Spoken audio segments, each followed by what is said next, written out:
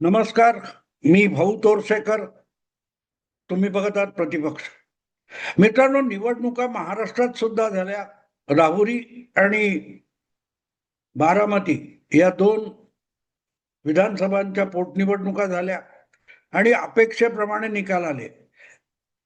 तशा तमिळनाडू, केरळ, आसाम, पुडुचेरी. पण गाजते जी निवडणूक निकाल लागल्यानंतर सुद्धा मी बोलतोय 5 तारीखला, म्हणजे जवळजवळ निकाल सगळे स्पष्ट होऊन जवळजवळ 24 तास उलटलेले आहेत.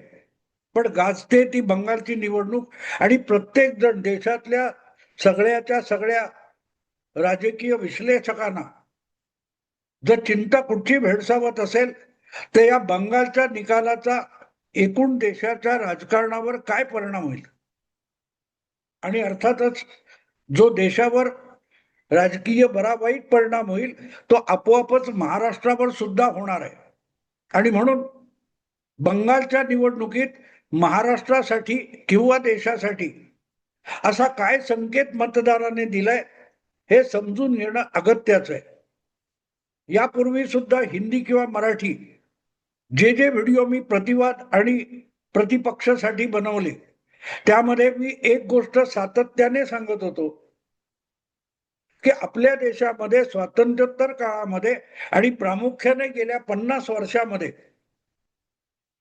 ज्या प्रकारे मुस्लिम लांगुल चालन मतांसाठी चाललं होतं आणि उजळ माथ्याने सगळेच्या सगळे स्वतःला निर्भीड, निरपक्ष, निरपेक्ष वगैरे म्हणवणारे पत्रकार सुद्धा मुस्लिम वोट बँक कसं बोलत होते. आपल्या महाराष्ट्रात हिंदुत्वावर उभा राहिलेला शिवसेनेसारखा पक्ष मुस्लिम वोट बँकेच्या नादाला लागून उद्धव ठाकरे यांनी बुडवला. मुस्लिम वोट बँकेचं जे गारुड आहे ते गेले 50 वर्ष अशा प्रकारे मीडिया मधल्या, माध्यमातल्या, पत्रकारांमधल्या लोकांनी विणलेलं होतं की राजकारणात वेगळा विचार होऊ शकतो. हा विचार सुद्धा अनेकांना घाबरून टाकत होता. मुस्लिमांना वगळून या देशातल्या निवडणुका लढवल्या जाऊ शकत नाहीत, निवडणुका जिंकल्या जाऊ शकत नाही आणि सरकार वगैरे बनवण्याची गोष्ट तर सोडून द्या.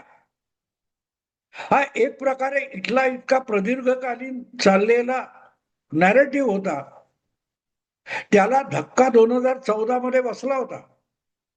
पण तरीही मुस्लिम वोट बँक हे नाटक चालू होतं. आणि म्हणून बंगालच्या निवडणुकीच्या निमित्ताने मी जे काही व्हिडिओ बनवत होतो त्यामध्ये हा विषय अधूनमधून डोकावला होता, ज्याचं नाव आहे मुस्लिम वोट बँक. तर मुस्लिम वोट बँक नावाचा भ्रम बंगालच्या निवडणुकीने उद्ध्वस्त करून टाकलेला आहे. महाराष्ट्र 2014च्या निवडणुकीमध्ये एकही मुस्लिमाला निवडून आणलेला नसताना लोकसभेत नरेंद्र मोदींनी स्पष्ट बहुमताने सरकार बनवलं होतं, भारत सरकार बनवलं होतं. गुजरातमध्ये तर त्यांनी बनवलंच होतं, पण 2014 मध्ये केंद्रातलं सरकार भाजपचा एकही मुस्लिम खासदार लोकसभेत नसताना आपल्या बहुमतावर बनवलं गेलं आणि 2019 मध्ये 303 खासदार निवडून आणताना त्यातही मुस्लिम खासदार नव्हता, तरीही सरकार बनवलं गेलं.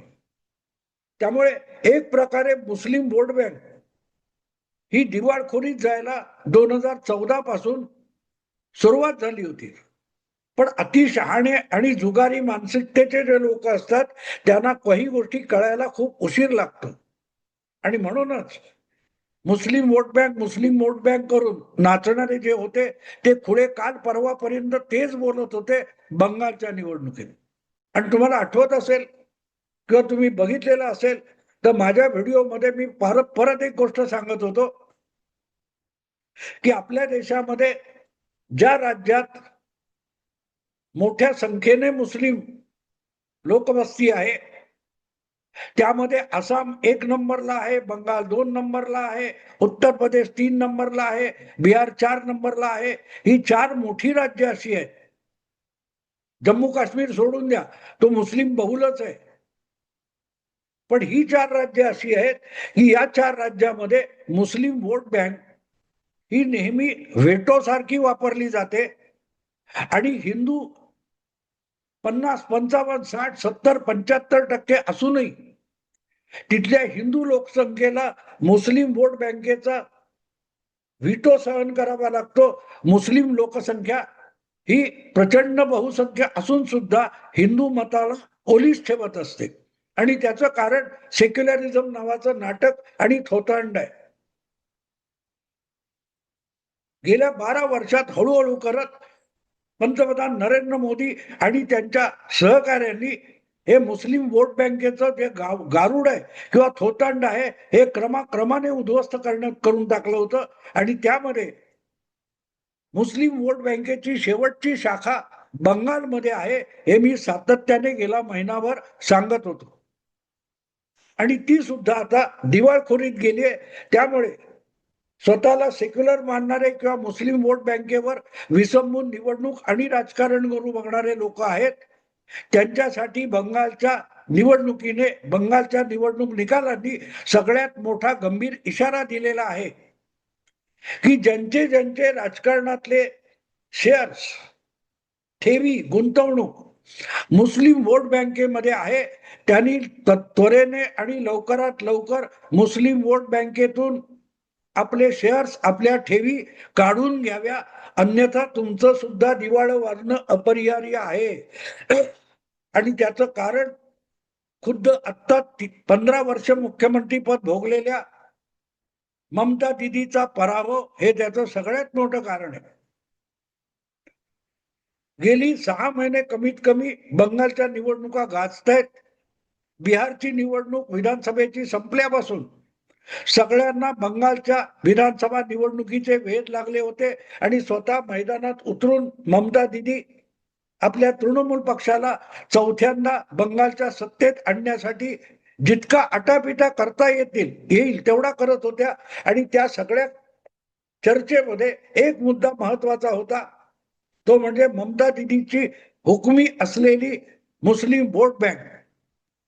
गेल्या 5 वर्षापूर्वीच्या निवडणुकीत ममता दिदीला ज्यांनी सगळी रणनीती आखण्यामध्ये मदत केली होती ते प्रशांत किशोर नावाचे रणनीतिकार यांनी तेव्हा सांगितलं होतं आणि आता ते अनेक जण पत्रकार, संपादक सांगत होते की ममता दिदीची रेस 30% सुरू होते. म्हणजे 30% ममता दिदी पोहोचलेली असते तेव्हा भाजप किंवा ममतांचा प्रतिस्पर्धी धावायला सुरुवात करत असतो. आपण त्या रॅलीज नावाचा काहीतरी एक प्रकार असतो ना, काहीतरी ऑलिम्पिक मध्ये, त्याच्यात बघतो ना वेगवेगळ्या टप्प्यावर असे खेळाडू धावायला उभे राहिलेले असतात आणि शिटी वाजली की ते वेगवेगळ्या ठिकाणाहून पळतात, कारण त्यांचं जे सर्कल असतं त्या प्रत्येकाचा परीघ जसा कमी होतो तस अंतर ठेवलेलं असतं.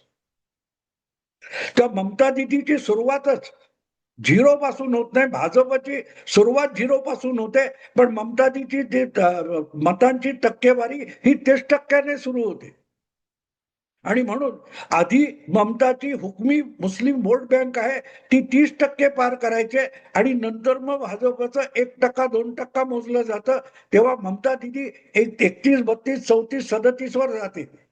हा युक्तिवाद गेल्या 2-3 महिन्यामध्ये तुम्ही वारंवार ऐकला असेल.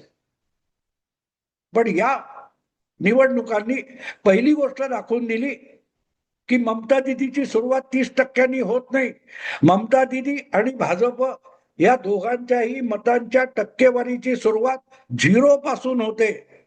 याचं कारण ज्या मुस्लिम वोट बँकवर अवलंबून ममता दिदी किंवा त्यांच्यासारख्या सेक्युलर राजकारणी आणि पक्षांची धावपळ किंवा रेस सुरू होते, तितकीच 30%पेक्षा अधिक 35-40% हिंदू वोट बँक भाजपने तयार केलेली आहे, मोदींनी तयार केलेली आहे.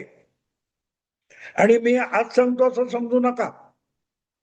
हे 12-13 वर्षापूर्वी जेव्हा 2012च्या गुजरातच्या विधानसभा निवडणुका चालू होत्या त्यावेळेला तत्कालीन गुजरातचे मुख्यमंत्री नरेंद्र मोदी यांनी राज्यव्यापी सद्भावना यात्रा काढली होती आणि जिथे जिथे रात्र होईल दीड महिना ही सद्भावना यात्रा चालू होती आणि जिथे ती यात्रा सूर्यास्त झाल्यानंतर पोहोचेल अशा ठिकाणी नरेंद्र मोदी आपल्या सगळ्या ताफ्यासह मुक्काम करायचे. तिथे मोठाच्या मोठा पंडाल आणि मांडव टाकलेला असायचा आणि त्या मांडवामध्ये रात्री उशिरापर्यंत मोदी मुख्यमंत्री सामान्य मतदाराशी कार्यकर्त्यांशी संवाद साधत होते.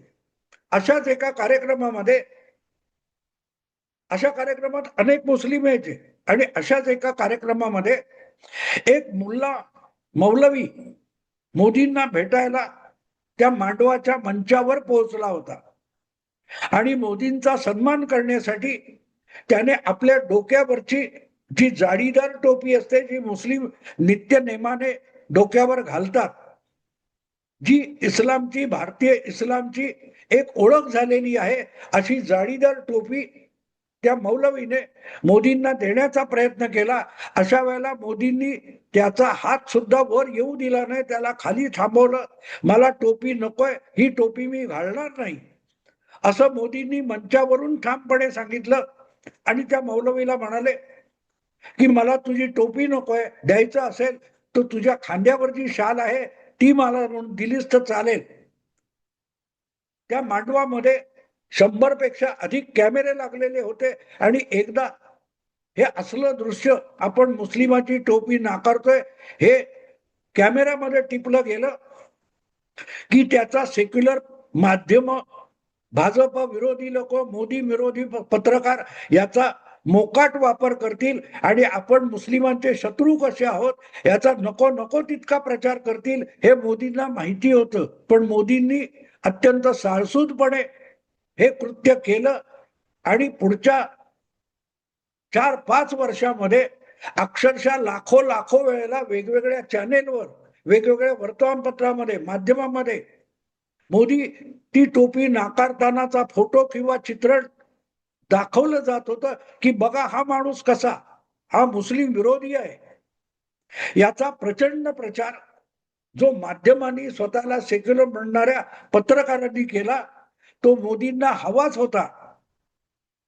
कारण आपण एका मुस्लिमाची टोपी नाकारतोय हे बघून भारतातले निदान 20-25 कोटी लोक खुश होतील जे हिंदू आहेत आणि जन्माने हिंदू असून, धर्माने हिंदू असून जे लोक रमजान वगैरेच्या वेळेला इफ्तार पार्ट्या करतात आणि त्यासाठी अगदी अल्लाची करुणा भागतात आणि जाडीदार टोप्या घालतात, याविषयी नाराज असलेला प्रचंड कोटी कोटी हिंदू आहे.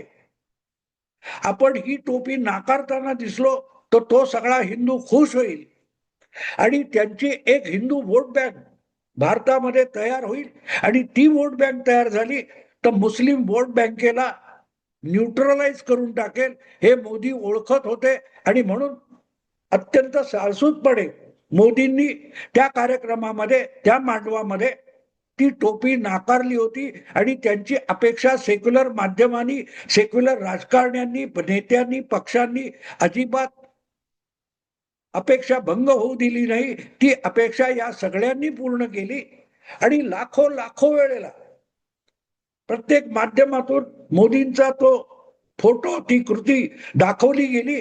पण त्यामुळे आपण हिंदू मधल्या नाराज आणि दुखावल्या गेलेल्या समाजाला खुश करतोय आणि तो मोदींवर फिदा होईल, मोदींसाठी एक हिंदू वोट बँक तयार होईल याचं भान या सगळ्या सेक्युलर देवट्यांना नव्हतं. आणि ती वोट बँक तयार झाली. ती मोदींना 2 वर्षानंतर 2014 मध्ये लोकसभेच्या निवडणुकीमध्ये किंवा पंतप्रधान पदाच्या शर्यतीत उतरल्यावर उपयोगी पडली. कारण त्या एका टोपी नाकारले गेल्यामुळे तयार झालेल्या वोट बँकेने जी हिंदू वोट बँक तयार झाली ती मुस्लिम वोट बँकेपेक्षा अधिक मजबूत आणि भक्कम होती. त्यामुळे प्रशांत किशोरची जी थिअरी बंगालसाठी होती की ममता दिदी 30% सुरू होते, ती या वेळेला 2026च्या निवडणुकीमध्ये चुकीची ठरलेली आहे. कारण बंगालमध्ये सुद्धा गेल्या 5-7 वर्षामध्ये भाजपने, संघाने आणि मोदींच्या एकूण कारभारामुळे बंगालमध्ये सुद्धा हिंदू वोट बँक तयार झाली आणि ती 30% नाही तर 35% सुरू झाली.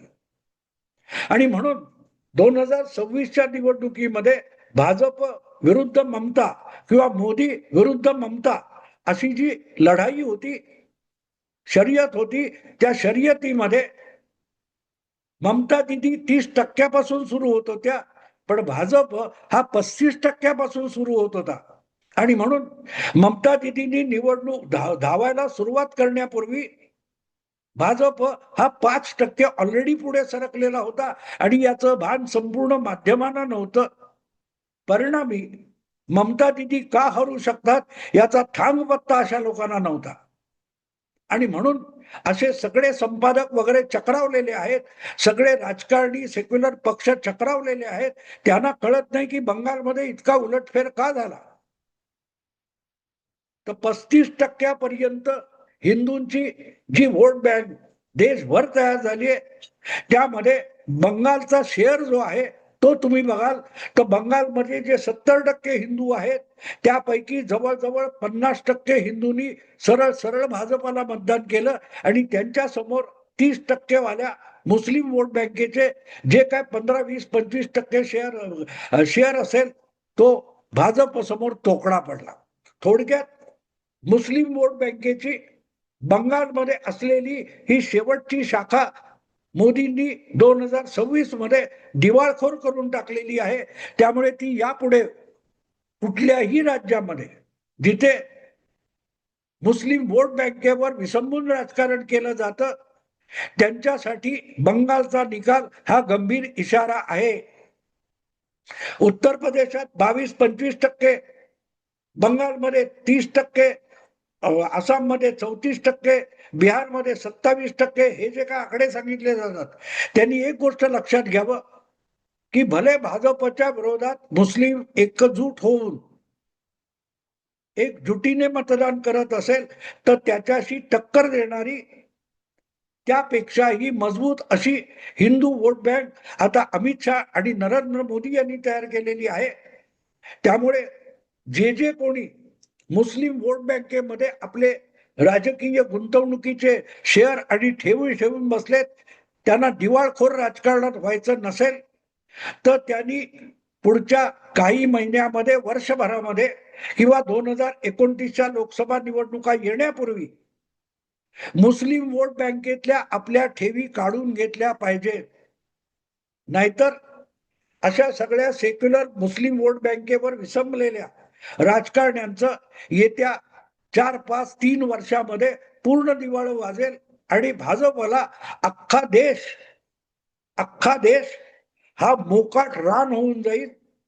तेव्हा जे जे कोणी उद्धव ठाकरे पासून ममता दिदी पर्यंत आणि राहुल गांधींपासून आणखीन कोणापर्यंत अखिलेश पर्यंत जे मुस्लिम वोट बँकवर विसंबून राजकारण करतात त्यांनी एक तर दिवाळखोर होणं किंवा मुस्लिम वोट बँकेतून आपल्या राजकीय शेअर्स आणि ठेवी काढून घेणं आणि राजकारणात टिकून राहणं याविषयी आत्तापासून विचार केला पाहिजे. कारण तोच बंगालच्या निवडणूक निकालांनी दिलेला इशारा आहे.